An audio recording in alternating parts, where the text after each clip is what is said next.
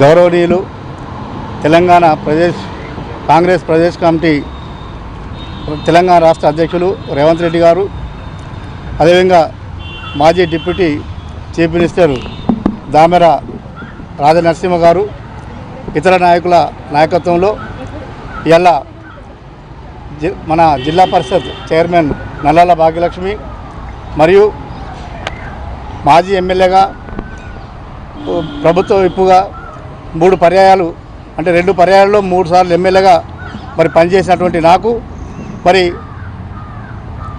ఇంకా తెలంగాణ అభివృద్ధి అయితే అంటే అది కాంగ్రెస్ తోటి అవుతుంది.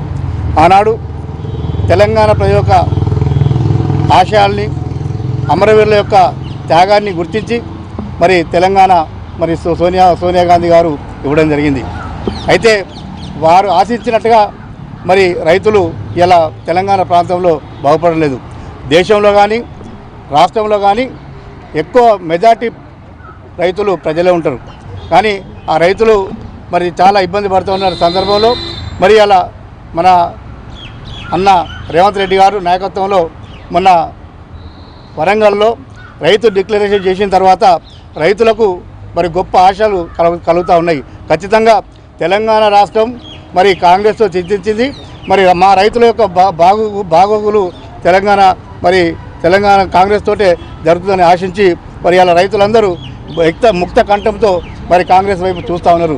అందులో భాగంగానే మరి నేను మా సతీమణి భాగ్యలక్ష్మి, మా కుమారులు ఇద్దరు సందీప్ సావన్ గారులను ఖచ్చితంగా మరి ఆనాడు నేను 2 సార్లు ఆవిర్భావ దినోత్సవం పనిచేసినప్పటికీ మరి నా మీద అపనమ్మకం కొద్దీ 2018లో టికెట్ ఇవ్వకపోవడం జరిగింది.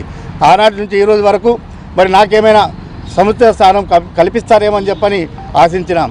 అయినప్పటికీ కూడా మా మిస్సెస్కు జిల్లా పరిషత్ చైర్పర్సన్ ఇచ్చారు, కానీ ఇచ్చినట్లే ఇచ్చారు కానీ ఆమెకు ఎలాంటి అర్హతలు కానీ పాలన విధానం కానీ అతనికి ఆమెకు కావాల్సినటువంటి ఇతర వసతులు కానీ ముఖ్యంగా మరి ప్రోటోకాల్ పాటించకపోవడం అనేది చాలా మనస్తాపానికి గురిచేయడం జరిగింది. మేము గత 2 ఏళ్ళుగా మరి అక్కడ ఉన్నటువంటి ఎమ్మెల్యే సుమను వివిధ రకాలుగా మమ్మల్ని ఇంట్లోకి వెళ్ళి బయటకు వెళ్లకుండా మరి మా ఇంటిపై నిఘా పెట్టి నా సెల్ ఫోన్ ట్యాప్ చేసి అదేవిధంగా మా కుటుంబ సభ్యులకు జైలు పంపుతామని చెప్పని హెచ్చరిస్తూ భవిష్యత్తులో అతనే ఎమ్మెల్యే కావాలంటే కానివ్వండి, మాకు అభ్యంతరం లేదు. కానీ ఇదేమైనటువంటి మరి ఈ అరాచకమైన చర్యలు మరి చేయడం వల్లనే మరి మేము ఇవాళ పార్టీని విడిచిపెట్టి రావడం జరిగింది. ఇక భవిష్యత్తులో కూడా మరి ఇట్లాంటి చాలామంది తెలంగాణ ఉద్యమంలో పనిచేసినటువంటి వారు ఇలా తెలంగాణ ఉద్యమంలో కనబడతలేరు, తెలంగాణ రాష్ట్రంలో కనబడతలేరు, తెలంగాణ రాష్ట్ర సమితిలో కనబడతలేరు. ఇలా చాలా సర్వేలు చెప్తా ఉన్నాయి. ఇలా తెలంగాణ రాష్ట్రంలో పనిచేసిన వారికి, ఉద్యమంలో పనిచేసిన వారికి న్యాయం జరగడం లేదు.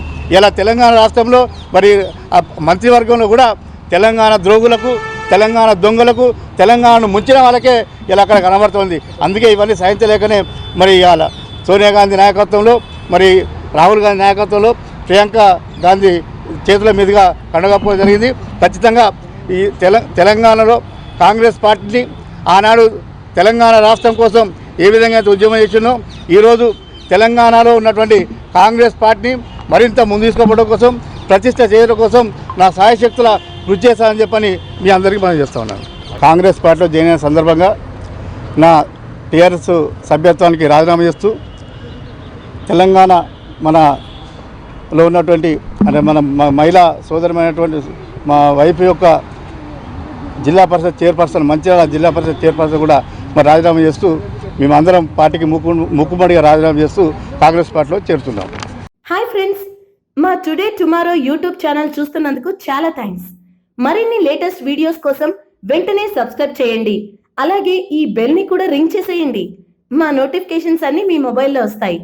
అలాగే మా వీడియోస్ మీకు నచ్చితే లైక్ చేయండి, షేర్ చేయండి, నచ్చకపోతే కామెంట్ చేయండి.